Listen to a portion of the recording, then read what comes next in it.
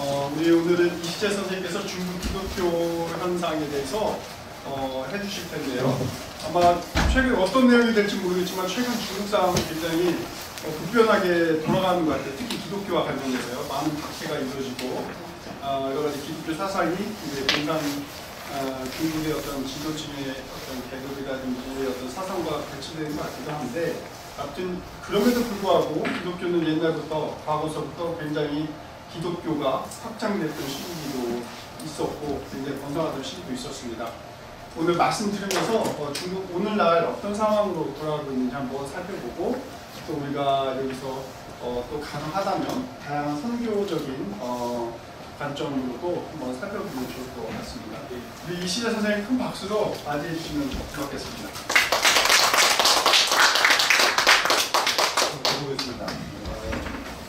제가 이 중국 교회에 대한 자료도 좀 갖고 있고 이랬는데, 이거 준비하면서 보니까 미국에서 책이 여러 개 나왔더라고요. 그래서 갑자기 그 kindle로 다운로드 받아가지고 그거 읽느라고 시간이 많이 갔어요. 그리고 좀 있고요. 제가 다니던 교회입니다. 2006년에 1년 동안 중국에 있었고 2011년에 6개월간 있었는데, 첫 번째 교회가 깡와스 처치라고 해서 깡은 저기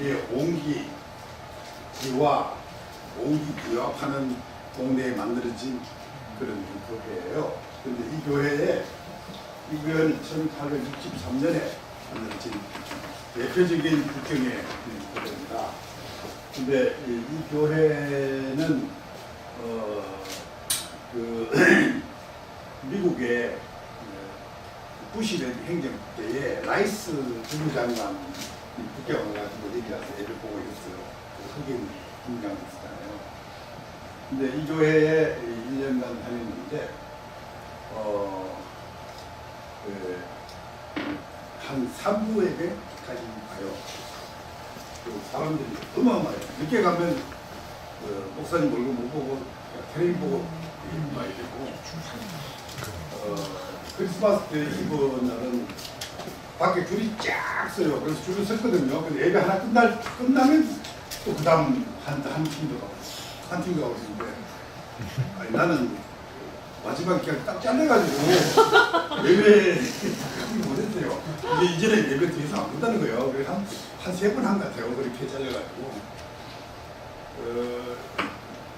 크리스마스 때 이제 예배를 보는데, 크리스마스 이브 날, 크리스마스 날 좀 일찍 갔어요. 가가지고 좀 부탁했어. 나 외국에서 왔는데 좀 넣어달라고 했더니 막 안에 자리 하나 만들어주더라고요. 그랬더니 뭐 별관도 많지만 세례받는 사람들은 다 그 안에 있는 거예요. 그래서 세례를 160명 받아요.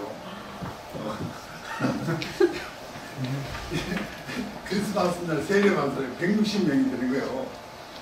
근데 어떻게 목사님이 이제 이름을 모르잖아요. 그러니까 얘기해, 이름을 달아. 그래가지고 누구누구에게 세례를 주노라. 이런 식으로 막 주는 거예요. 또 늦게 온 사람이 아니 못 받는데 이리 와. 내가 세례를 주노라. 그냥 막 나오더라고. 그 다음에는 목소리가 안 들리는 게 없잖아. 아니 이거 쓰면 행동이야. 그런데 그러면 이게 이제 성찬식 떡을 주거든요. 이거 뭐 그냥 집사님들이 막 나눠줘요. 그래서 막 하나씩 받아먹고 하나씩 받아먹고 막 이렇게 이제 하는 거예요. 그런데 예배당 예배 보는 때 어떤 사람이 간질이었던가 봐. 쫙 터져버린 거네. 딱 퍼지니까 뒤에 집사들이 있는 사람들이 와가지고 네 발을 들어서 막 끄집어내더라고요. 성경에 나오는 이야기 같잖아. 간질이 있는 사람 데리고 와서 고치는데 이 사람들을 막 끄집어내더라고요. 그냥. 그 정도로. 근데 국경에 그렇게 국경 인구가 지금 미국 기준으로 한 2천만 명이 되는데 교회는 8개밖에 없어. 공인된 교회는 8개밖에 없어요. 그러니까 교회가 모자라는 거죠. 이제 그런 교회에 다녔고, 이 교회는 제가 2012년에 가서 여기 다녔는데, 여기는 벌써 줄 수가 있잖아요. 사람이 나오는데 들어가는 사람 줄 수 있어. 자리 차지하려고. 응? 우리 자리 못 찾아가는 그런 일이 없잖아요. 근데 하여간 여기는 한 5분 예배 봐요. 영어 예배도 있고 막 미국 사람 와서 설교하고, 여기는 하이딩구라고 하는 데가 북경대학, 청와대학 이런 학생들이 많은 곳이에요. 그래서 사실 나는 여기가 가깝고 여기 좀 멀거든요. 그래서 이제 2011년에는 여기를 다녔는데, 미국 사람 와서 설교를 하는데 영어로 설교하면 통역도 나오고 이렇게 했는데 굉장히 복음주의적인 그런 설교예요. 그래서 여기 다니는 동안에 내가 우리 부활절 올라가다가 내가 패스포트 인터뷰를 못 왔잖아요. 패스포트 인터뷰 가지고 못 왔는데 부활절 여기 갔거든. 우리 부활절 올라가다가 못 오고 이렇게 갔는데 딱 목사님 나오거든요. 예수 부활로. 이게 뭐냐? 예수 부활하겠다. 예수 부활. 그 한마디 딱 던지고 그 다음에 이제 설교를 하는데 굉장히 감동적인 설교를 들고 있습니다. 그래서 요놈이 이제 되나? 한번 그거 눌러보세요. 그건 될까? 네, 누르시면 연결이 자동적으로 될 거예요.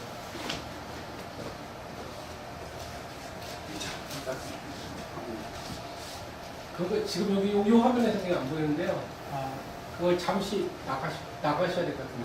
PPT 화면을. 이쪽으로 갔습니다.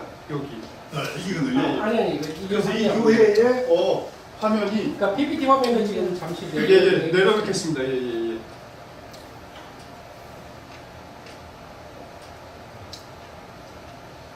이게 이 교회의 홈페이지인데 엔터 치고 하면 되는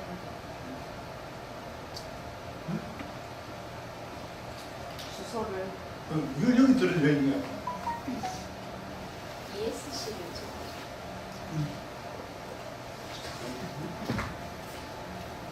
주소 복사해서 치면 되나? 주소창. 네 맞아요.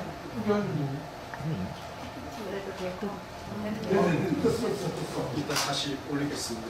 그래서 지금 예배가 이제 이번 주에요. 이번 주 예배가 성장 예배 쫙 리스트가 있고요.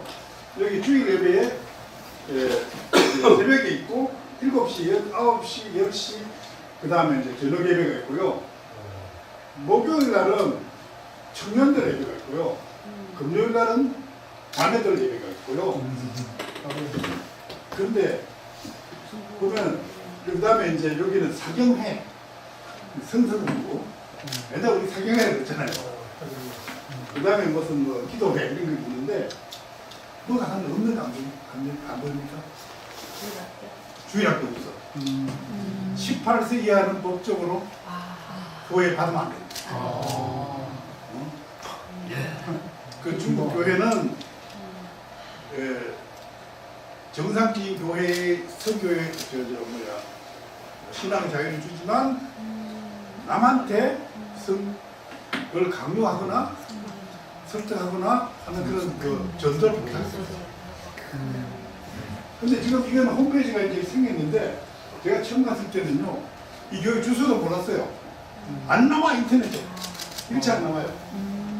안 나오는데 그때 그래가지고 막 따지 일본 사이트에서 누가 이 교회 주소가 나왔더라고요. 그래가지고 이제 찾아갔는데 지금은 이렇게 이제 되어 있잖아요. 하나만 좀 내려보세요. 네. 조금만 여기 나오죠. 이쪽 말씀하시는. 네. 여기 되나? 안 넘어갈 것 같아요. 네, 그렇습니다. 아무 때나 이제 해봐요. 예. 이게 이제 설교거든요. 설교인데 뭐 내용은 모르지만 분위기가 어떤지 하나 알수 있어요. 주일 예배. 주일 예배 중간쯤 가봐요. 예. 가면 이제 설교가 나오거든. 소리가 나요. 속도가 내립니다. 목사님 근데 이분은 남자 목사님인데 여자 목사님이 태반이에요. 그리고 목소리가 되게 높아. 젊어도 그리고 굉장히 전투적이야. 그냥 그래서 그러니까 뭐 생각할 일도 안 주고 그냥 머릿속에 그대로 집어넣으라는 거예요. 그래서 굉장히 그 강한 메시지를 주는 것이고요. 소리는 네. 그러니까 저기 이거 뭐 소리 안 나니까 그 다음 들어봅시다. 예. 소리가 안 나는데. 네. 예. 그다음 요거 빠져나가고요. 네, 예. 아까 이제 PPT 있는 곳에서 예. PPT 그 다음 주 뭐 그다음 교회도 보여주고 싶은데 그다음 교회 예, 그다음. 잠깐 가면 되니까. 한 가지. 네. 그래서 그다음 교회는 이제 그 제가 2011년에 다녔던 교회는 예배 수가 훨씬 많고 뭐 영어 예배 주일학교는 없는데 여름에 영어 캠프가 있어요. 어린이들. 근데 금방 나가면 이제 비싸게 받는 거고. 그래서 이 교회 청년들이 많고 저는 갑니다. 여기는 오후 예배. 저기 이제 홈페이지에 가면 나오고요. 그래서 그래서 왜 중국교회, 기독교에 관심을 갖는가? 지금부터 본론을 보입니다. 지난 40년간 78년 개혁 개각 이후입니다. 각종 탄압이 불구하고 중국 기독교인이 뭐 급성하겠습니다. 현재 한 1억 명이 된다. 7천만 명에서 1억 명이 통계가 달라요. 통계라는 게 없어요. 왜냐하면 공인된 교회 숫자는 자기들이 알고 있지만 비공인 지하 교회는 잘 모르기 때문에 매주 이제 그 추정을 해서 하는 거거든요. 매년 7% 성장률, 그러니까 연 80만, 50만에서 80만 정도의 기독교인이 늘어나고 한 주일에 한 40개의 교회가 생기래요. 근데 이제 이런 그 증가에 비해서 교회의 수가 성직자의 수가 따라가집니다. 특히 성직자 없어서 지방에서는 1년에 몇 번씩 성직자 돌아다니면서 와가지고 세례주고 이렇게 자기들끼리 교회 운영하는 거예요. 그 다음에 미인과 가정교회의 사진이 어떤가. 그 다음 중국 정부는 왜 기독교를 통제하고 탄압하는가. 통제 방식을 보시는 거예요. 네.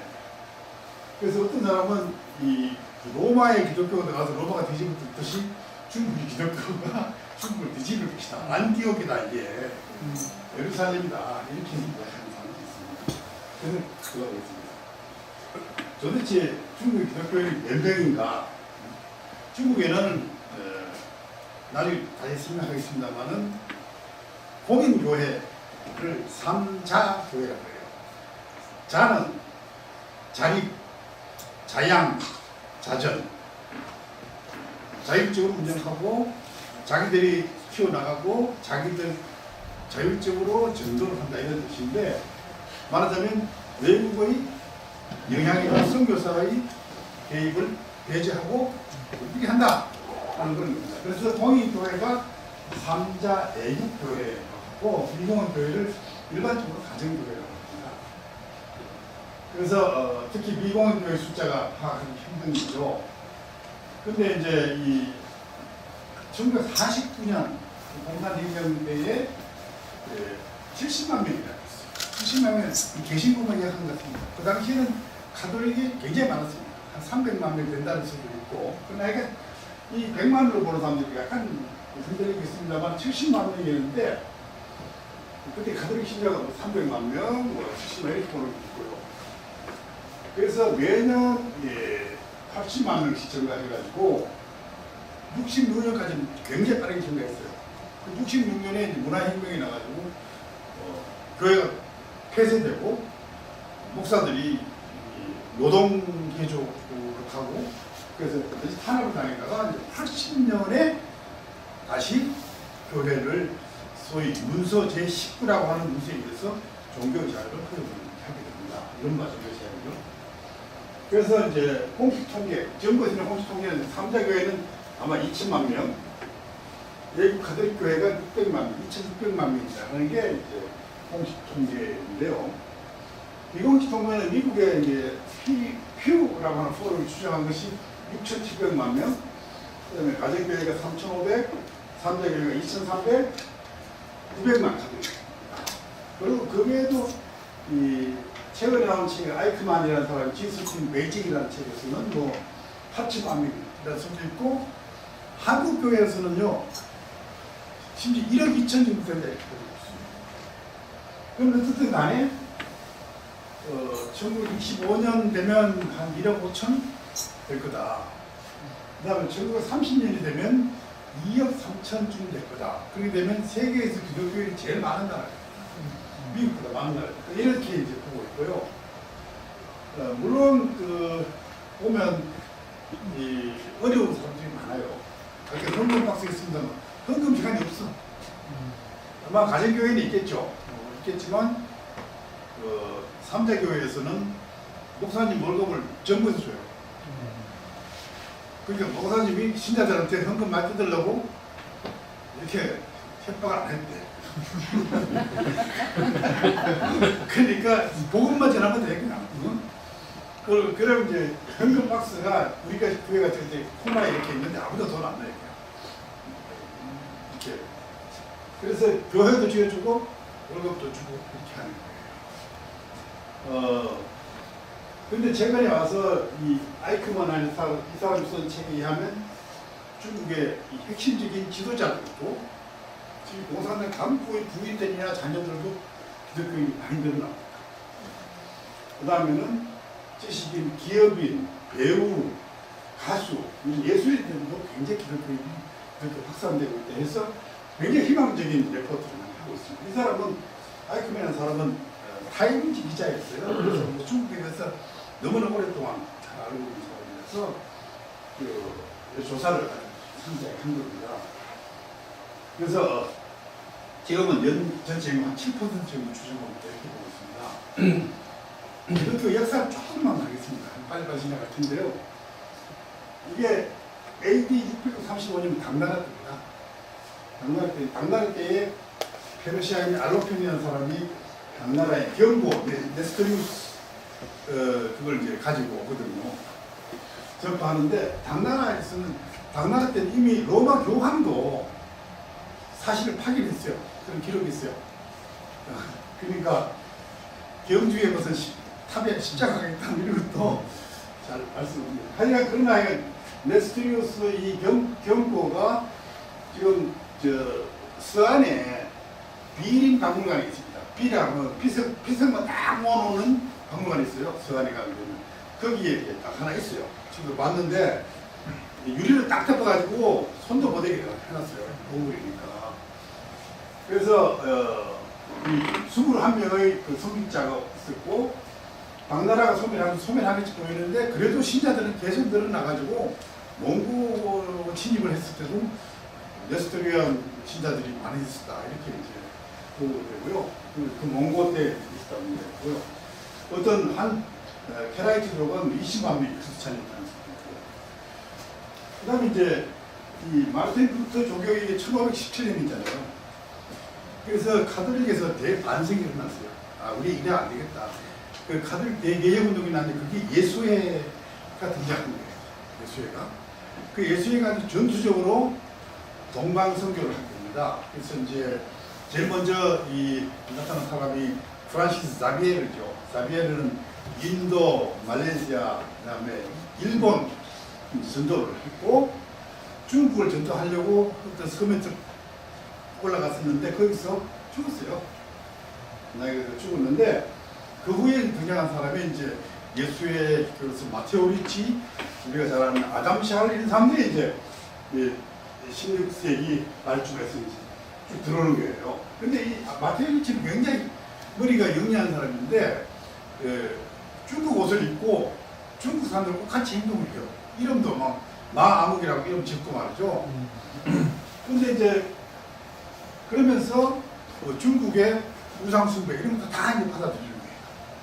그렇게 해서 완전히 중국의 그 황제를 사로잡았어요. 왜냐하면 그 사람들이 기술을 많이 가져왔어요.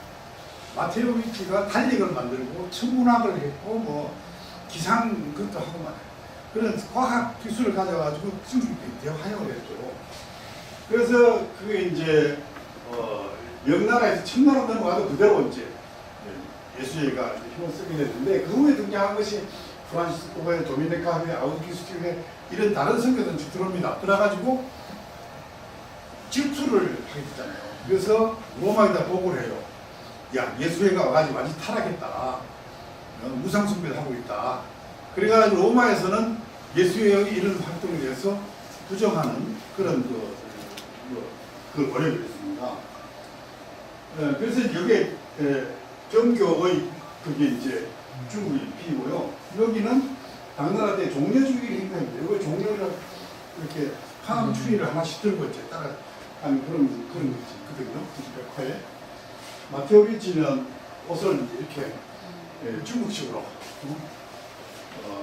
선비에 옷을 입고 이건 나중에 이야기했습니다. 이거 원조에서 독일 그 선교사인데 원조라고 하는 우리나라가 온주라고 하는 곳에 기독교를 전파하는 사람입니다. 거기는 온주는 인구의 한 15% 기독교인이 처음입니다. 그래서 이제 이때부터 이제 아펜 전쟁이 이제 1839년 40년 나잖아요. 아펜 전쟁이 중국이 패하면서 기독교가 와 들어오는 거예요. 신교는 그때부터 들어오는 거예요. 그래가지고 로버트 모리슨이라는 사람이 스코틀랜드 사람인데 이 사람이 성경 번역하고 사전 만들고 문서업을 주했었죠. 중국어 배우고 그 다음에 이제 태평천국난 1850년이 납니다. 홍수전이 태평천국난. 홍수전이라는 사람은 저기 광조의 사람인데 이 사람은 과거 시험을 쳐가지고 계속 떨어져가지고 낙심하는 가운데 기독교인을 만난 거예요. 그래서 이 영감을 받고 자기가 예수의 동생이다.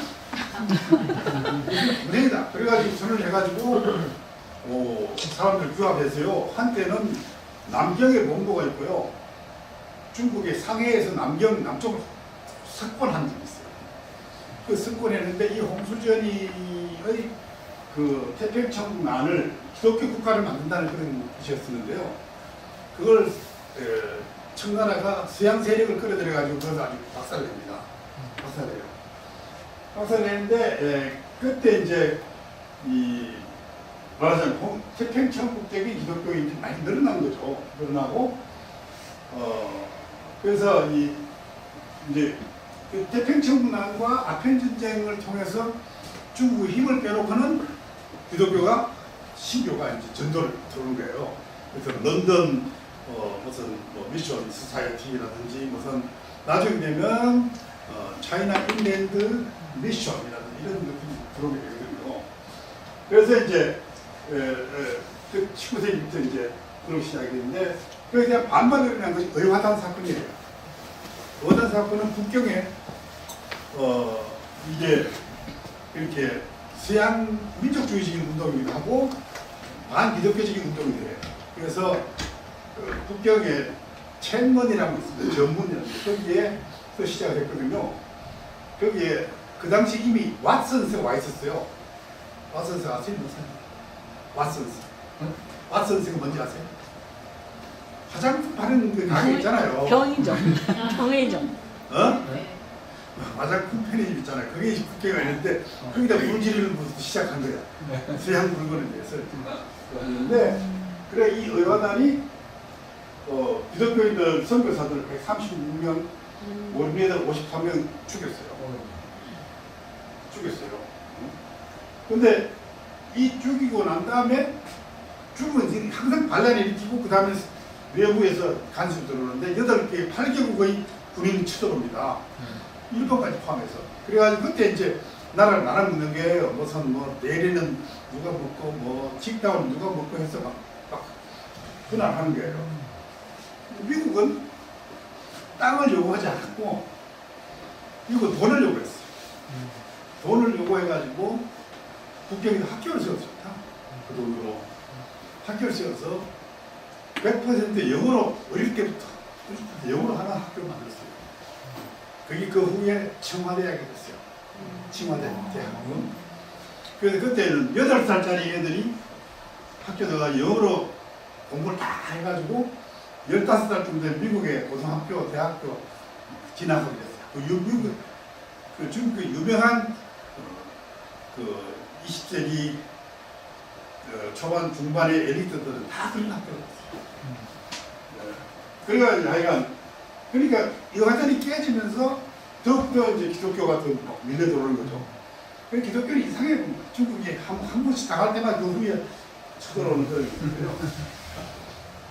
그래서 이제 이 1911년에 청와 그 신의 혁명에 의해서 중화 중국이 이 신의 혁명에 의해서 그 중화민국이 성립되잖아요. 중화민국을 그 혁명의 주도자가 이제 손문 선생인데 손문 선생이 기독교인이에요. 기독교인이고 그 다음에 여러 사람들이 기독교인이에요. 나중에 장개석이도 굉장히 착실한 기독교인이고요. 그래서 이 기독교적인 영향에 의해서 이런 게 있었다. 그리고 1905년 그때 이제 우리나라에 1900년대 초에 굉장히 기독교가 그 우리나라에서 대부흥이 일어났잖아요. 중국에도 이때 많이 일어납니다. 근데 이제 이 당시에는 우리나라하고 중국하고 같은 선교단이 같이 발견됐어요. 그래서 중국의 방침을 중국에서 그때 선교단에서 지금 이야기하는 삼자 운동을 했어요. 말하면 자립, 자율, 자양, 자전을 해라.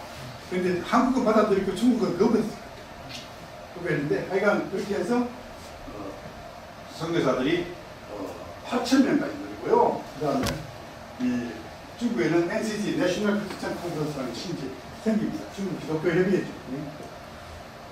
그래가지고 이제 이때 이제 1927년부터 27년이라는 것이 이제 국공합작이 깨졌는 거거든요.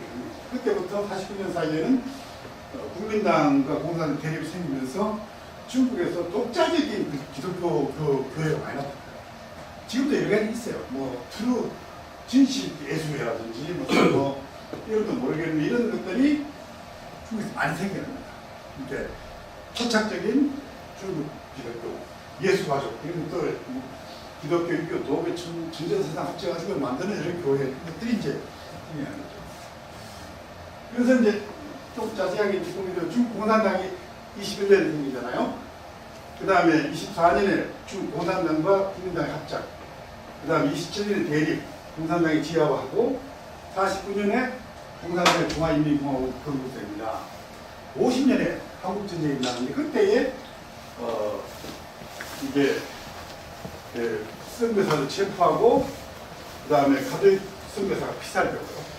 감옥을 가고 그 전에 이제 일본이 지배할 때에도 선교사들 모두 가택연금을 시켰어요. 근데 이제 가택연금 되고 그랬잖아요. 그 1950 애국 3자 애국 교회 구성되는데 50년에 한국전쟁이 나고 중공이 개입하는 것이 51년 경쟁이잖아요. 51년에 이제 한국전에 개입을 하는데 그러면서 미국에 있는 중국 재산을 다 동결을 시켰어요. 재산 동결시켰어요.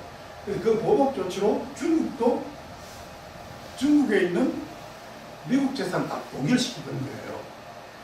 그것이 이제 53년 이렇게 되거든요. 근데 이제 그때 보세요. 중국 여러분 북경대학 가보셨으면 아시겠어요. 북경대학은 원래 그게 연경대학의 건물이에요. 땅이에요. 북경대학은 작은 대학이었습니다. 연경대학이 큰 대학이었거든요. 그 연경대학 없애고 그게 북경대학을 차지했어요. 그 다음에 금능대학이라고 하는 남경에 있는 대학이 기독교 장로의 대학인데 이 대학을 없애버리고 그게 남경대학이 들어갔어요. 복단대학이 기독교 학교인데 그걸 또 몰수되고 그 다음에 광저우에 있는 영남대학이 있어요. 영남대학도 기독교 대학인데 이거는 중산대학하고 합쳐버립니다. 그런 식으로 교회, 병원, 대학, 중고등학교는 뭐 수없이 많고요. 중국의 교육제도의 상당 부분을 자산이 미국 선교사회에서 갖고 있었던 거예요. 그걸 딱 몰수해요. 그래가지고 이제 1953년에서 54년 걸려서 중국의 대학 개혁이 일어납니다. 대학을 판을 다시 짜요. 그래서 북경대학을 인문대학으로 해라. 청와대학은 공과대학을 해라 뭐 이런 식으로 해서 막 배치를 바꾸고 이제 하는 거거든요. 그렇게 하면서 이제 이 중국의 지식인들이 우리 이제 미국하고 끊고 우리끼리 교회 잘 해야 되지 않겠냐 해서 3자 애국 교회 구성을 이제 하게 돼요. 그 당시에 40만 명이 참여했다고 했고요. 그래서 이제 그리고 54년부터 60년까지도 그대로 성장을 했었는데 문화혁명 때에 종교 탄압이 생기고 그다음 목사님들은 다 그 노동교화 그래서 지방으로 쫓겨나고 이런 일이 벌어집니다.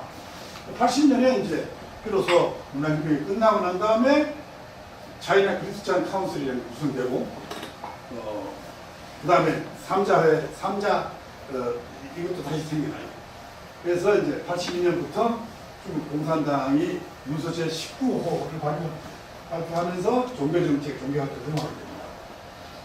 그래서 이 53년 중국에 다 떠났거든요. 이게 문명도 아니고 그러니까 53년에 떠나고 난 다음에 수백만 명으로 기독교인이 늘어났다. 이게 웬일이냐. 80년경에 한 300만 정도 됐다고 했어요. 그래서 이제 몇 사람 인물을 이야기하고 싶은데 이 오씨라는 분이 있어요. 오요종, 우야종이라는 사람인데 이 사람은 대표적인 3자교회를 만든 사람이에요. 근데 이 1893년에서 1979년까지 살았는데요. 기독 청년회 YMCA 간사였어요. YMCA 간사하다가 뉴욕 협파신하고 유니온신학교를 협파신학교를 했어요. 뉴욕 유니온신학에서 공부하고 콜롬비아 대학 신학 공부를 하고요. 그 다음 돌아가가지고 다시 중화기독 청년회 전국교류회 간사 YMCA 총무를 한 거죠. 출판부 주인공. 그래서 50년대 들어서 3자 애국운동을 선언문 작성하고 이론을 만들어냈어요. 그래서 이제 중국 3자 애국운동운동위원회 주석이 되고 그러면서 그것이 이제 인민대표자회의라는 것이 국회의원이거든요. 국회의원에 1차, 2차, 3차, 4차, 5차 탄핵분하고 정협위원장이라는 것도 업종별 국회의원 그래서 여기서 내분하고 문화혁명 때문에 이제 노동교조로 들어갔어요. 그 70분이 사망했는데요. 그래서 이 사람들을 현대파라고 그러고 사회복음파라고 그러고 그 다음에 이 바제교회 사람들은 이게 신앙이 아니다. 불신파라고 그러고 아니야 공산당 특무라고 그러고 기독교 반도를 이렇게 부르는 사람이에요. 그래서 참사교회에서 근무하는 사람은 왜 근무하냐면 교회를 국가가 등록한다. 설교 내용에 계시록 읽지 마라. 요한계시록. 그 다음에 그리스도의 재림 이야기하지 말라. 공산당이 재림이니까. 그 다음에 자녀들의 개종을 금지하고 주일하고 금지. 이렇게 하니까 삼자교회를 거부하는 거예요.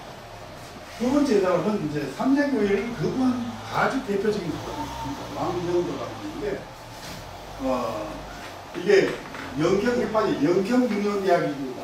영경대학 전신에서 수학을 하고 런던 대표라고 하는 런던 영국의 선교단입니다. 선교단에서 선교를 했습니다. 아까 그 깡완스 교회라고 하는 건 런던 교회가 만든 런던 선교에서 만든 거예요. 그 유명한 라오시오라고 하는 소설가가 있습니다. 이 라오시오도 그 교회 신자였어요. 나중에 공산당이 돼서 나는 교회를 버렸다 이렇게 됐지만 그래서 그걸로 인해서 영국 가서 근무를 하고 있었죠. 그래서 이제 55년에 무기징역을 받았어요. 그래서 80년에 석방되고 아직까지 복권이 안 되고 있습니다. 이게 미피펜탄이라고 합니다. 아직 복권이 안 되고 있습니다. 왜냐하면 지하교회를 가정교회를 인정하고 않기 때문에 이게 근데 이분이 굉장히 보수적인 신앙이에요. 굉장히 고금주의적이고 보수적인 그런 신앙을 가진 사람이고 이 지하교회가 대부분 보수적인 그런 그 경향이 있습니다.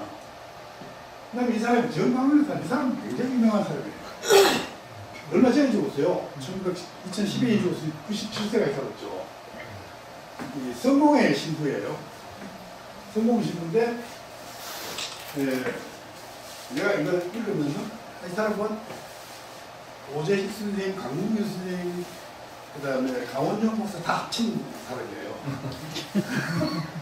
그리고 나는 상해 성요한대학에서 순국에서 준비하고 기독 청년회 간사했어요.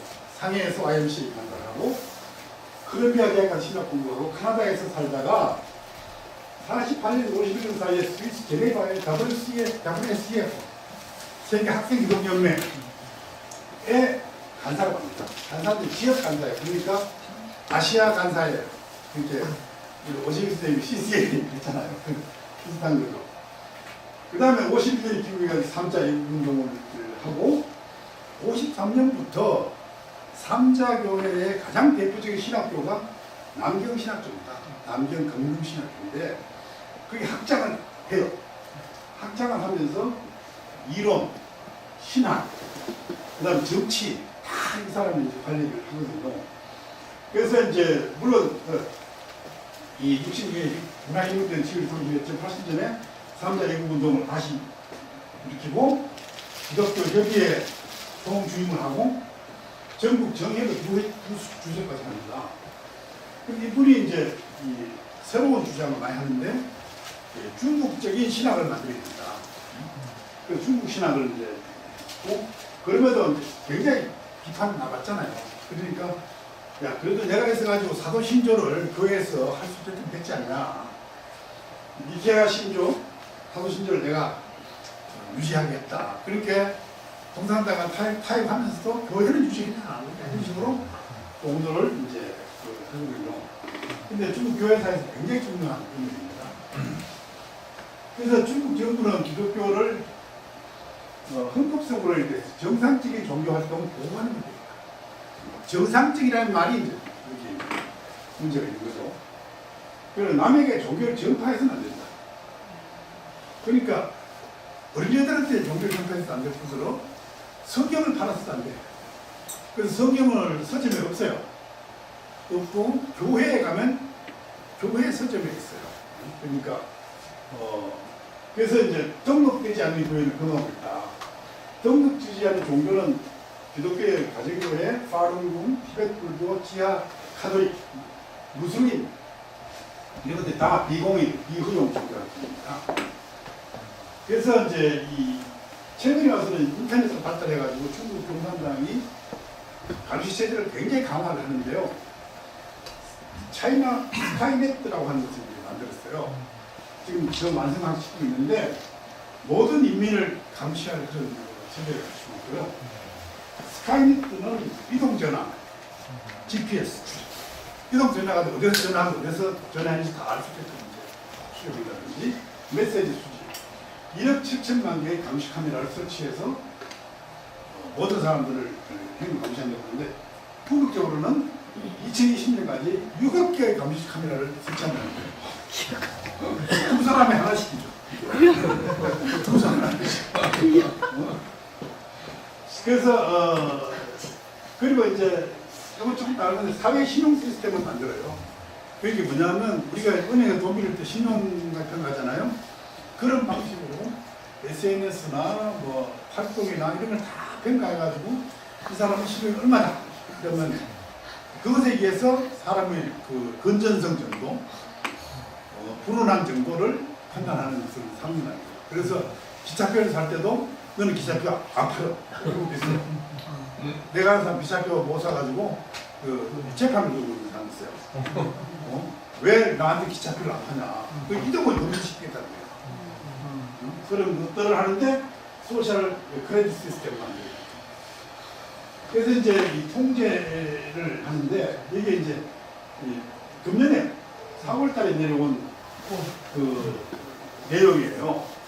뭐냐면 제일 첫 번째 기독교 교당에서 9개의 해서는 안 되는 공약이에요. 18세 이하는 교회 소년들은 교회에 들어가서는 안 된다. 그 다음에 공산당은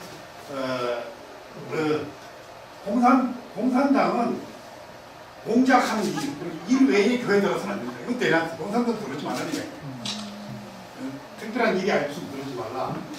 그 다음에는 양회라고 하는 건 두 개의 회인데 이건 뭐냐면 중국 교회 협의회하고 3자 애국회의하고 이 두 개를 양회라고 해요.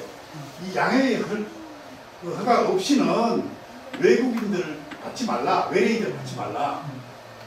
그 다음에는 종교활동 장소 이외에 여기에서 종교활동하는 장소에서 어떤 활동을 했으면 안 된다. 그 다음에는 불법 전파, 전도를 피고해서는 안 되고 종교 서적을 팔아서도 안 되고 그다음 그런 물품을 팔아서도 안 되고 출판해서도 안 된다. 그 다음에는 위준 받지 않고는 허가받지 않고 장소를 함부로 쓸 수 없다. 그 다음에는 인터넷상에서 종교 활동을 해서는 안 된다. 그 다음에는 이 거리에나 그 다음 로변에서 종교적인 색채가 있는 설치물을 설치해서는 안 된다. 그 다음에는 허가받지 않고 종교 훈련을 해서는 안 된다. 그래서 이런 식으로 그렇게 내버렸어요. 이거 굉장히 엉망이 되어 있는데, 이 18세 이하는요, 거기 교회가 있어요. 중학생, 고등학생 있고, 그런 이제 주일 학교를 안 한다는 거지. 부모 따라서 오는 건 또 어쩔 수 없잖아요. 중국 사람들 항상 좀 낙관적인 데가 있어서 이렇게 내려와도 그냥 대낮에 그냥. 그래서 중국에 말이 있어요. 정책이 있으면 대책이 있다. 그 다음에 이제 종교활동 2014년만도 종교사무규정 대령에 해외에서의 종교적인 훈련, 해외활동에 참가하도록 시민을 조직하는 것을 금지한다. 그냥 밖에서 설교하는 건 안 된다는 거고, 종교활동을 조직해서도 안 된다. 종교적 시설을 설립이나 학교 내에서 종교적 장소를 만들어서는 안 된다. 인터넷상에서 종교적 서비스를 제공해서는 안 된다. 인가되지 않는 장소에서 종교활동을 조직해서는 안 된다. 이런 거고요. 그래서 탄압을 하는데, 여기가 이제 원주라고 하는데, 원조, 저우라고 하는 것입니다. 교회가 어마어마하게 크게 지었잖아요. 이걸 이제 부쉈어요. 그 다음에 완전히 그냥 밑자로 그냥 만들어버리는데요.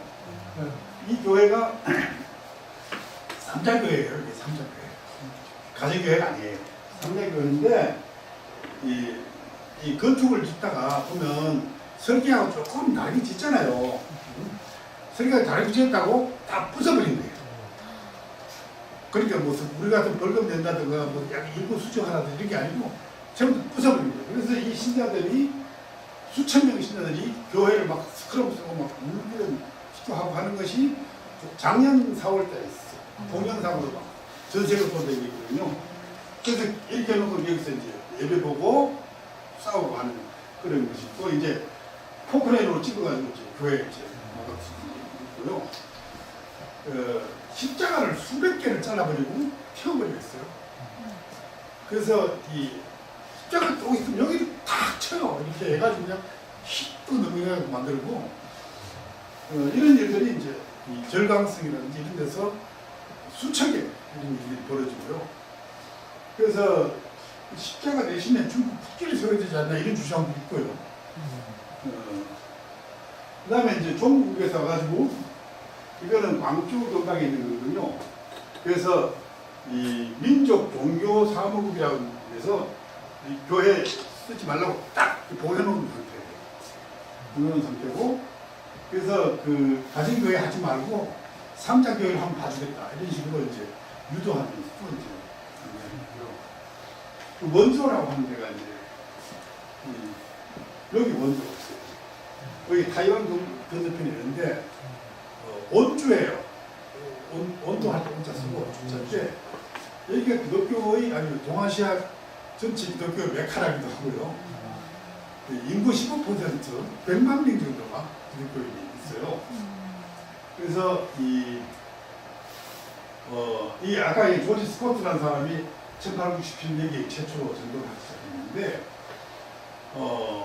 이 사람이 교회를 세우고 또 교회를 타고 이렇게 막 순교도 하고 이랬는데요. 근데 여기에 문화혁명교회도 숨어서 이제 교회를 운영하고 이랬습니다. 했는데 여기 경제적으로 굉장히 성장하는 도시예요. 그래서 이 중국에서 제일 활발한 기독교 촌으로 있고 아까 그 불탄교회도 여기 있었어요. 근데 돈도 많고 교회도 많이 됐어요. 그래서 교회가 무려 700만 명 도시에 100만 명 기독교인이 있고요. 49년에 7만이었으니까 10몇 배 늘은 거 아니에요. 그 다음에 가정교회가 한 2,000개 정도 되고 3대 교회 2,600개 정도 돼요. 그러니까 교회가 또 우리나라 같이 막 절비하게 막 보이는 거예요. 이렇게. 그런 문제가 있습니다. 그래서 이 사람들이 여기서 시작해가지고 전 세계로 나가서 영국이나 독일 이런 데 가서 이 네트워킹을 형성하면서 종교운동을 이제 하고 있어요. 디아스포라고 운동하는 게 있고요. 중국 내에서도 이런 운동을 하고 있습니다. 굉장히 관심을 갖고 봐야 할. 그 다음에 최근에 중국 정부가 바티칸하고 협약을 했습니다. 사실은 내가 여기 카톨릭을 얼마나 탄압받았는 데에서는 여기 안 내놨는데요. 얼마나 탄압받았거든요. 프로테스탄트는 지부대로 교회를 만들 수가 있는데 가톨릭은 그 비숍이 없으면 이 사제가 없으면 교회가 안 되잖아요. 그래가지고 지금도 600만, 900만 정도 오는데요. 그러니까 이 사제의 임명을 중국 교회에서 하는 거예요. 그러니까 하는데 그 중국 교회에서 한 것을 로마에서 인정 안 해. 그다음 중국 교회는 로마를 인정 안 해. 그러다가 금년에 9월달에 바티칸과 중국 간에 성직자 임명권에 대한 협의가 해서 잠정적인 합의를 봤습니다. 7명의 성직자를 중국이 독자적으로 인정을 하고 그걸 바티칸에서 추인을 하는 식으로 하고 중국 쪽은 바티칸의 교황을 가톨릭의 최고의 수장으로 인정한다. 여기까지 인정을 했어요. 그래서 물꼬가 이제 약간 트이기 시작한 거죠. 최근에 문재인 대통령이 찾아가기 몇 월 달이에요. 가서 북한도 가자 뭐 그랬잖아요. 근데 이런 움직임하고 관계가 있는 것 같아요. 북한도 이 방식으로 가면 안 좋겠나 이런 것을 아마 누가 제안했을지 몰라요. 참고로 북한의 가톨릭은 서울교구입니다. 그래서 교구장이 서울교구장이 관리를 하게 됐어요. 네. 그래서 이제 근데 이제 지하교회 신자들이 가톨릭도 지하교회가 있거든요. 지하교회 신자들은 야 우리 버리는 거 아니냐. 탄압받은 우리들을 완전히 로마가 버리는 거 아니냐. 이렇게 걱정을 하고 있는데 또 교황대로 여러 가지 이제 이 말씀을 하시더라고요.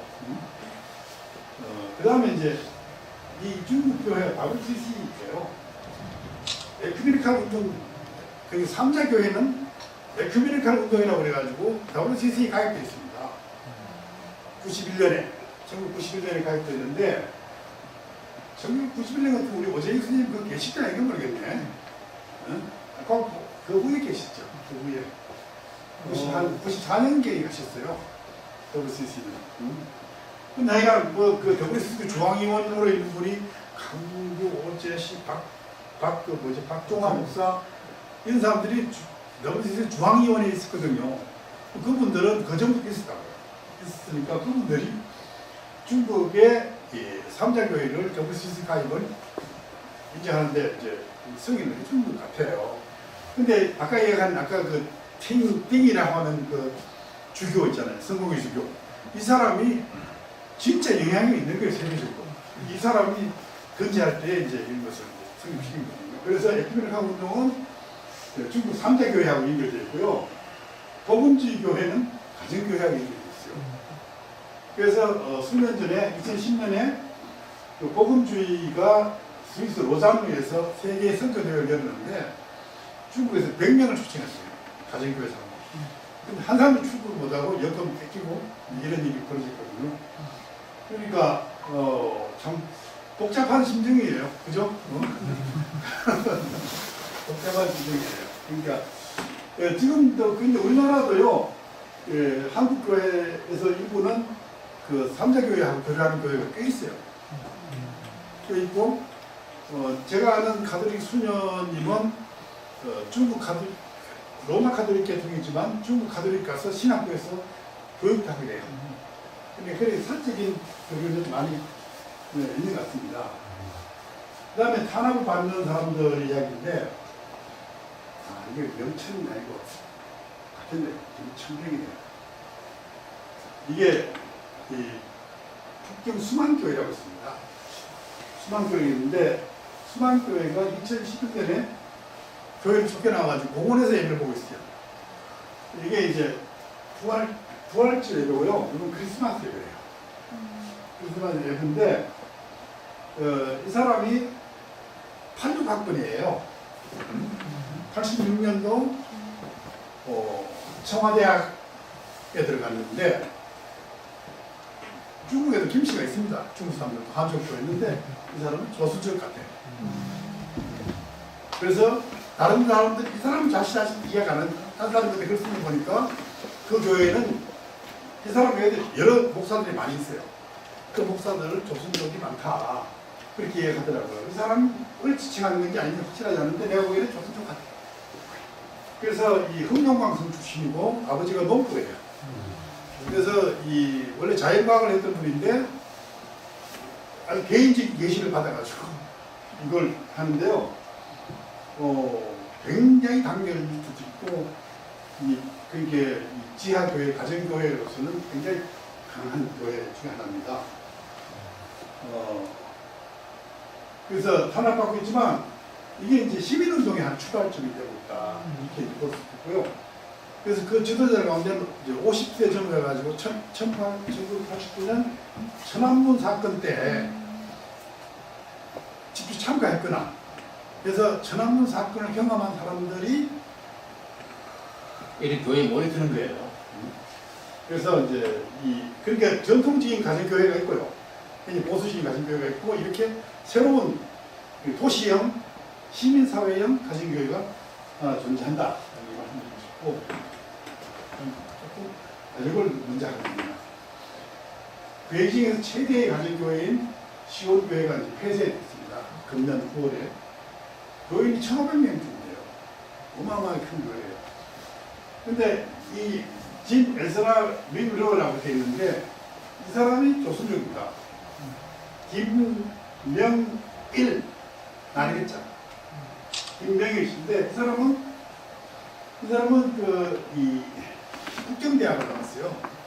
원래 지질학을 공부했는데 나와가지고 처음에는 외국인 회사에 다니다가 기독교 신자들이 그래가지고 영경신학원이라고 하는 북경에 있는 삼자교회 신학교입니다. 거기 들어가서 신학 공부를 하고 일시 삼자교회 목회도 하다가 미국 가가지고 풀러 신학대학에 온 거예요.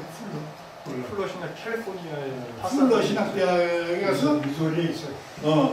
이제 공부를 했어요. 그 신학 박사를 따고. 고등학교. 네, 그래서 이제 귀국을 해서 그 다음에 삼자교회가 아니고 가정교회를 되는 거예요. 가정교회를 되는 거예요. 그래서 여기는 중국어 예배하고 한국어 예배 둘 다가 있대요. 그게 완전히 조선족 교회인데. 근데 이 중국의 기독교를 보게 되면 연변에 있는 조선족도 그렇고 중국 교회를 리드하는 사람이 꽤 많아요. 연변에 있는 그 기독교의 목사들은요, 우리 강나루 장덕교 신학교 와서 공부를 해가지고 박사학위 따서 간 사람도 꽤 있고요. 우리나라 가서 신학 박사 했으니 가가지고 교회 운영도 한국식으로 해. 그래서 굉장히 확장력이 좋거든요. 좀 보수시긴 하지만 그런 식으로 되어 있습니다. 그래서 시온교회가 지금 전 세계적으로 주목을 받고 있습니다. 그래서 이제 폐쇄됐지만 이제 다시 열겠죠. 그런데 요거는 이 과정을 보게 되면 금년 4월달에 중국 정부에서 나와가지고 야 교회에 CCTV 하나 달자 안전을 위해서. 그래 이 교회 거부했어요. 예배는 신성한 곳인데 그런 거 못한다.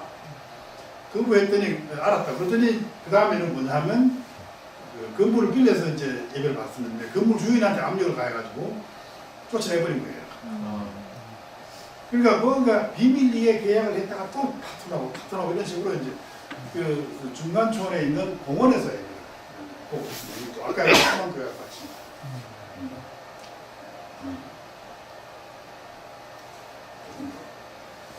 그래서 이제 신학의 위기를 좀 말씀드리고 싶은데요. 시진핑이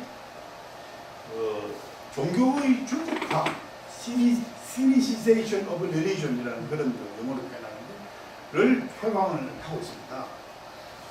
그래서 더욱더 두드러진 것은 그 위글족 이슬람 바꿨잖아요. 그 사람들 이름도 중국식으로 다 바꾸라고 그러고 종교교육 금지하고 뭐 이런 식으로 하고 있는데 그 중국의 그 중국화라는 것을 표현할 때에 중국 특색의 기독교 사회학이 있어요. 사회학자가 중국 특색의 사회학 그런 것도 있고요. 중국 특색의 성생성생성생 이렇게 얘기하는데 그래서 이 신학의 중국화를 이제 시도를 하는 거예요. 그래서 중국 사회과학원의 종교 기독교 연구소하고 복건성에 있는 대학하고 장기 프로젝트를 해요. 그래가지고 책이 10권이 나와 있습니다. 중국 기독교의 중국화에 대해서. 그 가운데는 인류학자, 사회학자 이런 사람들이 들어서 그렇게 정치적이지 않은 논문도 있어요. 있지만 중국 정부는 이것을 이 중국 특색의 기독교를 하지 않으면 지금 이게 늘어나기를 1억 2천이 3억 1인지 알 수 없는 이 세력이요. 공산당 당원이 8천만 명이에요. 그러니까 공산당 당원이 훨씬 많은 거예요. 지금 기독교인들이. 위기감을 느끼고 있고 사람들은 이제 공산당이 의지 안 해도 살 수 있다는 사람들이 너무 많아졌잖아요. 그러니까 이 위기를 느끼고 있는 중국 정부가 그래서 이제 표현은 여러 가지입니다. 중국 특색의 기독교, 중국 기독교의 본색화, 본토화, 문맥화. 그래서 중국식 기독교 신학을 좀 만들어 나가고 있습니다. 이 부분에 대해서는 별도로 연구가 필요한 부분이에요. 그래서 이제 이 신학 교육을 하는데 여러 군데 나와 있어요. 근데 삼자교회는 공개적으로 신학 교육을 하지만 그 수준이 매우 낮고 그래도 신학 교육 많이 있다고 하지만 충분히 공부를 못해요. 그래서 목사가 부족한 게 이럴 데 없어요. 그게 정말 신자들 시골에 있는 신자들은 목사 만나기가 하늘 별 타기 어려운 거예요. 그렇게 이제 그 다음에 신학 논쟁이 별로 없어요. 신학에 대한 지령만 있지 찬반 토론이 별로 없단 말이에요. 그래서 신학 교육이 굉장히 빈약하고 질적으로 낮아. 그런데 가정교회의 경우에는 더욱더 나빠요. 왜냐하면 숨어서 신학 교육을 하기 때문에 도시 아파트 빌려가지고 영어 학원 차린다고 그러면서 차려놓고 신학 교육을 하고 이렇게 한단 말이에요. 거기다 토론이 없고 그러니까 굉장히 빈약하고 그 다음에 이제 뭐 히브리어라든지 영어라든지 무슨 이 성서 원성인가 이런 건 생각도 못해요. 그 정도로 이제 질적으로 낮고 부족하고 그래서 중국 교회를 위해서 우리가 뭘 할 수 있냐 이런 걸 좀 생각해 봐야 되지 않을까 생각하고요. 그래서 시온교회는 시당으로부터 4월 안지를 위해 24시간 비디오가 되어있어요. 예배는 신성한 시간이다. 찍을 수 없다. 그런데 앞으로 중국 정부는 모든 시설에다가 이제 CCTV를 달 거예요. 따라서 사람들의 전 인민을 이곳 일수력을 기록하고 저장하고 감시하는 그런 정부입니다. 그래서 비꼬는 말이지 중국 특색의 사회주의 종교 이론, 십자가 강제철거 이건 잘못 쓴 거예요. 성품만 쓸 때 써야 되는데 종교성 당, 종교적인 당, 삼자교회 뭐 이런 식으로 이제 이런 슬로건이 나와있고요. 그 다음에 이제 한국의 중국 선교 어떻게 볼 것인가 이 부분 제가 좀 서베이를 못했는데요. 한 세 종류의 선교가 있어요. 하나는 북한 주민들을 이제 도와주기 위한 선교가 있고요. 그 다음에 중국에 있는 한국에 위한 종교활동은 이거는 뭐 외국인들만 들어갈 수 있는 교회들이 그런 내용도 있고 북경에 가면 있어요. 북경 한인교회가 있어요. 이런 것도 있고요. 그 다음 중국인 상대로 복음 전하는 것도 굉장히 많아요. 많은데 여러 가지 형태의 제가 중국에서 나온 문헌을 보게 되면 한국 기업주가 중국 전투하기 위해서 기업을 차려. 제가 노동자 끌어모아가지고 매일 아침 예배를 가요. 그게 예배 보고 뭐 그런 식으로 하는 것도 있고 그래서 이 중국 교회가 앞으로 어떻게 될 것인가 우리는 어떤 관계가 있는가 할 수 있는 일은 뭔가 이런 걸 좀 고민해야 되지 않을까 싶고요. 가리봉동에는 중국인들을 위한 신학교가 있습니다. 있어요. 있는데 중국 가서 하는 게 중국 사람들 인터넷 와가지고 여기서 신학교를 시켜서 중국에 이제 파견하는 식으로. 그래서 중국 가서 중국인들이 이해한 중국 선교가 더 괜찮지 않겠냐. 근데 지금 보면 요수고 교단에서는 보수지 교단에서는 중국에 전체적으로 선교사 보내고 교류하고 하잖아요. 근데 좀 이렇게 우리 이 NCCI 이쪽에서는 교회 지도자들은 오히려 중국 그 삼자교회하고 어울릴 수 있지만 이 중국의 삼자교회도 신자들은 굉장히 보수적이에요. 그리고 굉장히 이 복음주의적이고 그리고 이 불복신앙이 강해요. 이게 다 불행하다 이런 감이 있어서 여기 가서 뭐를 못해야 되겠다 이런 생각을 그 공개적인 토론이 안 되니까 그런 식으로 개인적인 신앙을 해보고 싶다 이렇게 그걸로 끝냈습니다.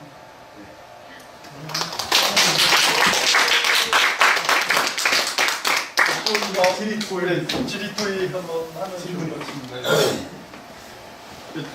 전 궁금한 건 사실 질문이지만 코멘트인데 제가 총했을 때 이 아미티 파운데이션이나 CCC랑 같이 파트너십 갖고 했어요. 그 CCC 이제 아미티 파운데이션 있죠. 애덕 기금에 그래서 했는데 신학교육 관련해서 우리 한국교회가 선교하고 좀 기여할 수 있는 분야로 그런 교육 짚어주신 부분 신학교육인데 말씀 주신 것처럼 굉장히 열악해요. 그래서 저 만나더니 한국 신학자 좀 보내달래요. 난징 신학교로.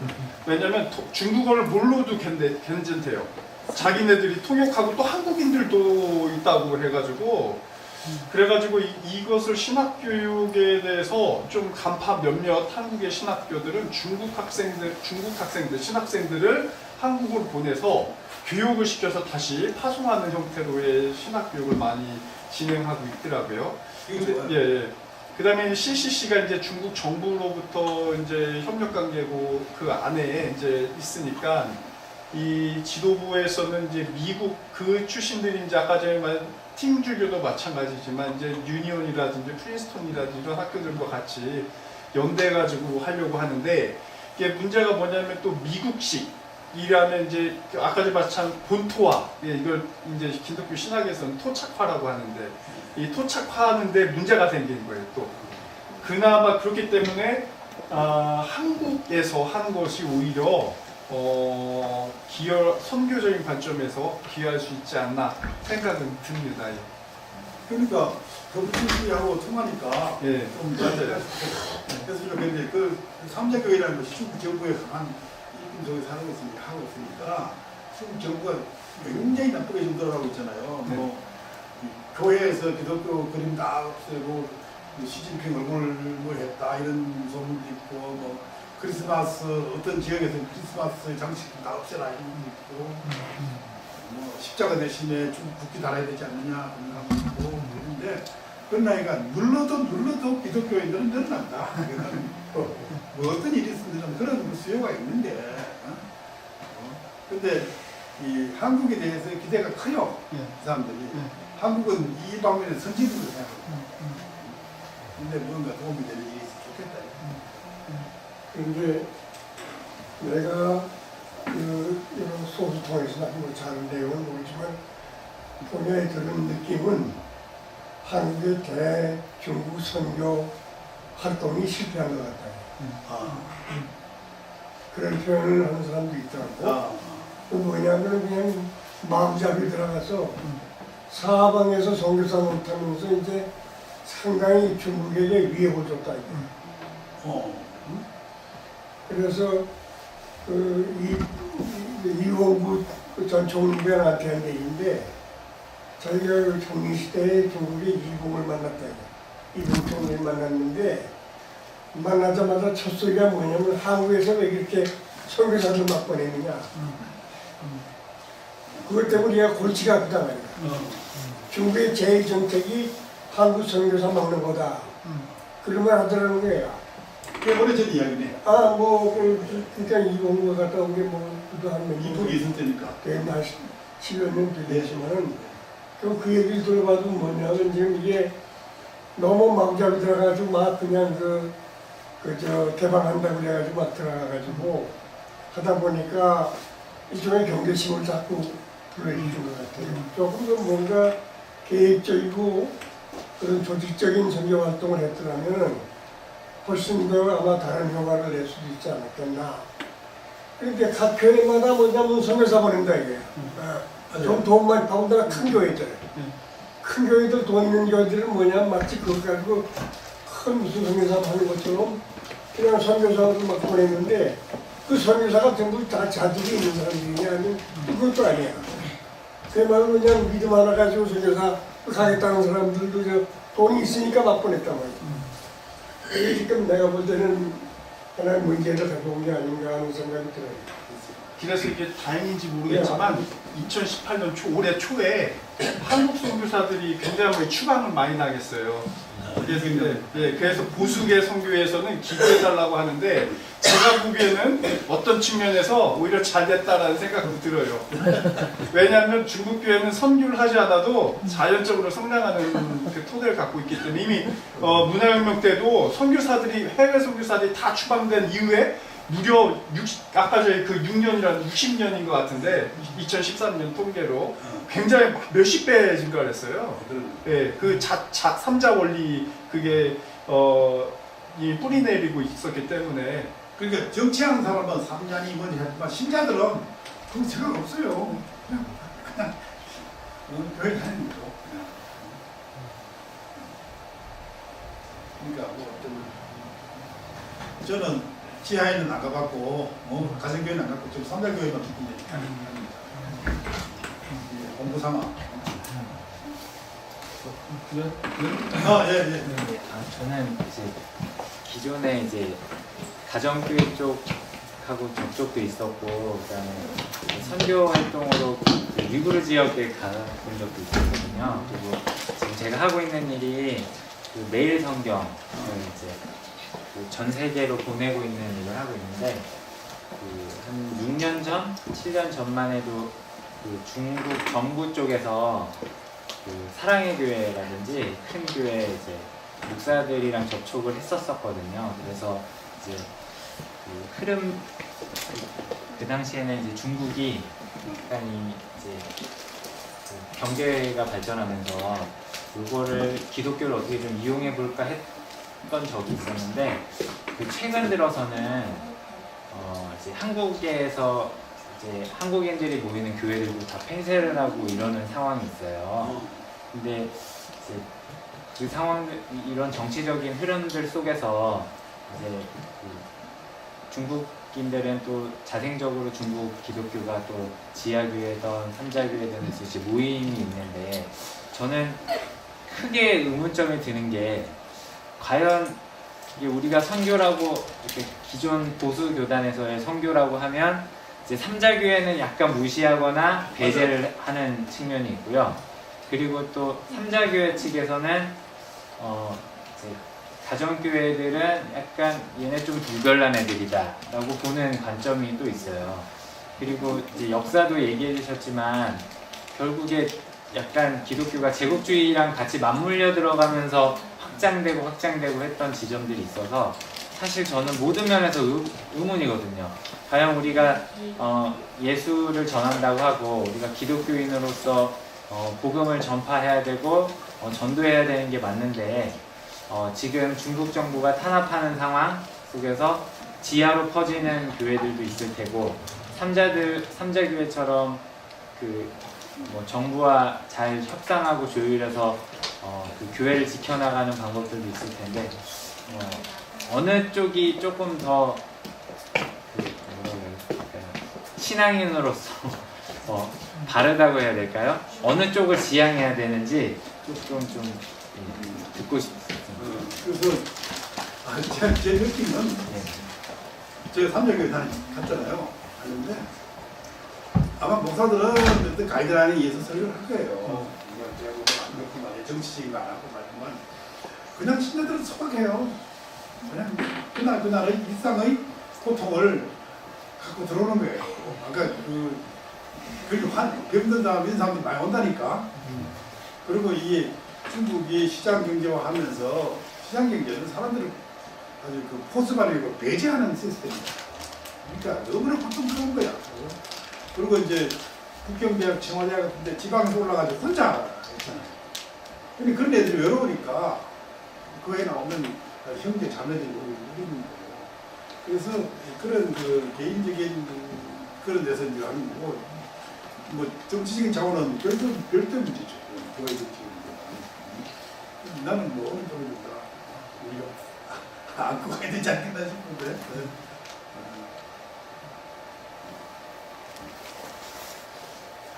그 정도까지 할까요?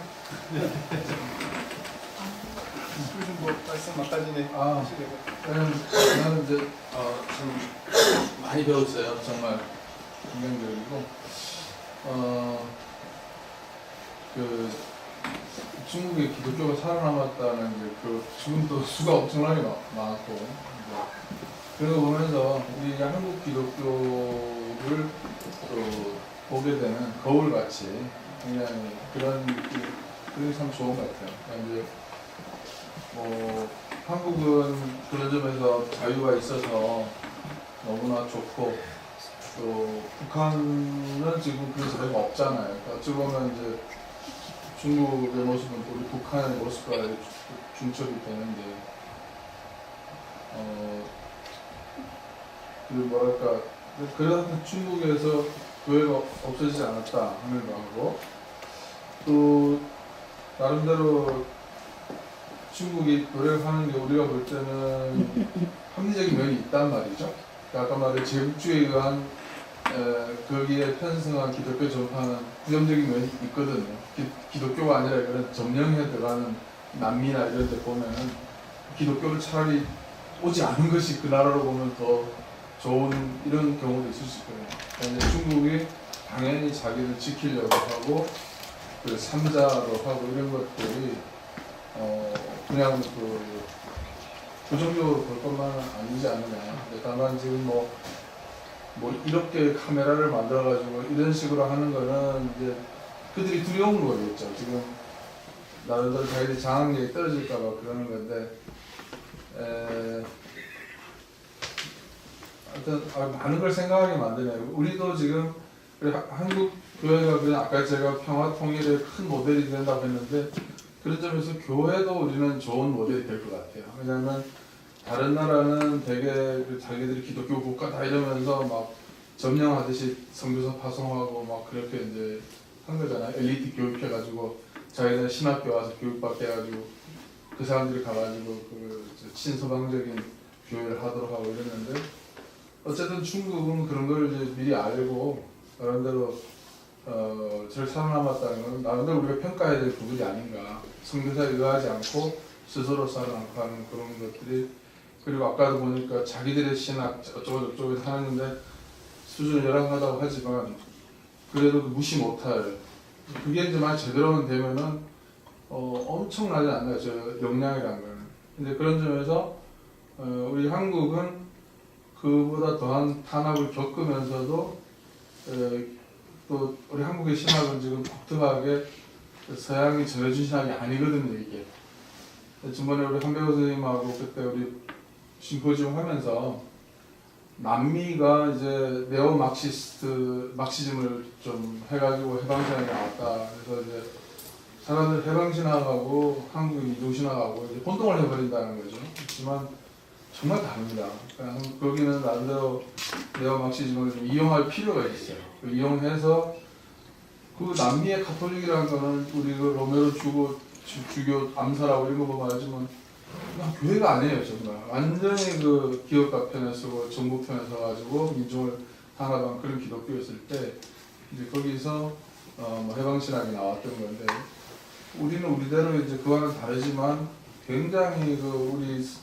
우리 참 여기 계신 우리 가령 뭐 김관성 목사님도 그렇고 그리고 뭐 다 오재익 선생님이나 이런 우리 한배우 선생님까지 해서 또 우리 기장의 그 거의 다 한국적인 그런 그 신학을 해가지고 여기서 지금 성공을 한 거예요. 우리 낙산교회가 있다는 게 성공의 모델을 생각하거든요. 큰 그게 저뭐 순복음교회 이런 데가 성공 모델이 아니라 그런 데는 성공 모델이 아닌 게 미국의 남침례교회 헌법하고 100% 같아요. 헌법이. 영어 한번 보세요. 영어 방언을 해야 성령의 외적 증거다. 똑같아요. 그대로 순복음교회 뭐 대한 하나님 성령의 헌법이거든요. 그게 무슨 우리 한국 교회가 아니잖아요. 그러나 우리는 정말 우리 그런 어떤 영향을 받지 않는 그런 모델로서 진짜 그러면 앞으로 중국 교회도 우리 같은 교회를 연구해서 저 사람들이 영향이 되면 나중에 거기 신앙만 들어가면 엄청나게 커지거든요. 그런 점에서는 미래에도 우리 낙산교회가 그런 데 모델이 되지 않을까. 이게 희귀합니다. 사실 이런 교회가 정말 잘 없어요. 제가 괜히 우리 낙산교회 전에 있었다고 이렇게 좋게 얘기하는 게 아니라 이 살아남기만 하면 보물 같은 교회가 된다 이거는데. 그래서 한 가지 더 이제 오늘 느껴본 거는 저도 요새 그 종교학도 공부해보고 하다 보면은 그러니까 그 사람들도 필요하니까 저렇게 안 없어지는 거거든요. 그러니까 이제 우리는 뭐 서양이 기독교를 전해준 걸로 생각하지만은 예수는 서양도 아니거든요. 완전히 거기 원래 서양이 아니잖아요, 이스라엘은. 근데 그게 서양에 유럽에 가서 공명을 일으키고 영국에 미국에 다 가지를 해서 또 한국에 온 거는 중국에서도 외국 종교가 아닐 수 있다는 생각이 드는 거예요. 네, 중국 사람들이 그렇게 줄을 서서 오려고 하는 거는 그 사람들이 예수가 필요한 거예요. 그걸 이제 유흥이나 이런 사람들은 뭐 원형이라는 얘기를 하더라고요. 하여튼 토착하라고도 얘기하고 여러 가지 얘기하는데 그런 거는 나름대로 우리 중국을 무시할 수 없는 거다. 왜냐하면 자기들이 필요가 있는 거를 자기 스스로 불탄압을 이용하면서 하는 것은 우리가 볼 때 유치해 보이고 보수적이고 그렇더라도 저력이 있는 그게 아니다. 좀 굉장히 좀 앞으로 큰 그런 게 나올 수 있지 않나. 그런데 우리 낙산교회를 가서 이렇게 좀 신앙을 전수해주면 특히 아까 가정교회 하는 그 부교회 김 목사 이런 사람들이 나는 참 주목해야 할 그런 사람들이에요. 맞아요. 원정하고 토론도 하고 그래서 정부 3자교회 안정하고 독립적으로 해보겠다 이런 사람들에 대해서 주목을 하고 있어요. 근데 어디서 그렇게 공부를 하셨어요? 정말 이거 좀 글로 완성하고 책도 내고 그러면 좋겠네요. 책 너무 많이 나와 있습니다. 아니, 이재 선생님 쓰세요. 왜냐면 낙산의 신학으로 쓰면 또 다릅니다. 오늘 그 중국 기독교 현상에 대해서 우리 이시재 선생님께서 해주셨는데 굉장히 새로운 안목도 없고 직접 또 사셔서 직접 보신 경험을 같이 말씀 주셔서 저도 훨씬 많이 도움이 됐습니다. 저도 지난 여름에 중국 한번 탐방하면서 교회들을 방문한 적이 있는데 그때 훨씬 더 이야기를 들으니까 더 그게 잘 가고 있습니다. 제가 다음 시간에는 내년이에요. 1월 한 셋째 주나 넷째 주에 교회 운동에 대해서 좀 말씀드리려고 해요. 이거 제가 따로 특별하게 우리 낙산교회 생각하면서 좀 정했습니다. 우리 낙산교회 교회 운동에서 선교적 구를 어떻게 좀 발전하면 좋지 않을까. 좀 그래서 한국의 교회 운동사 몇 가지 한 3가지 패러다임을 잡아서 이 변화하는 게 어떻게 왜 교회 성장 운동이나 이머징 처치라든지 건강한 교회 운동이라든지 선교적 교회라든지 이런 것이 어떤 특색을 갖고 있고 어떤 모델이 우리 낙산교회의 좀 더 성장과 성수를 위해서 도움이 될까 이런 방향으로 제가 준비를 할 테니까 그때도 함께 이야기 나눠주시면 좋겠습니다. 오늘 이시재 선생님께 박수 한번 보내드리고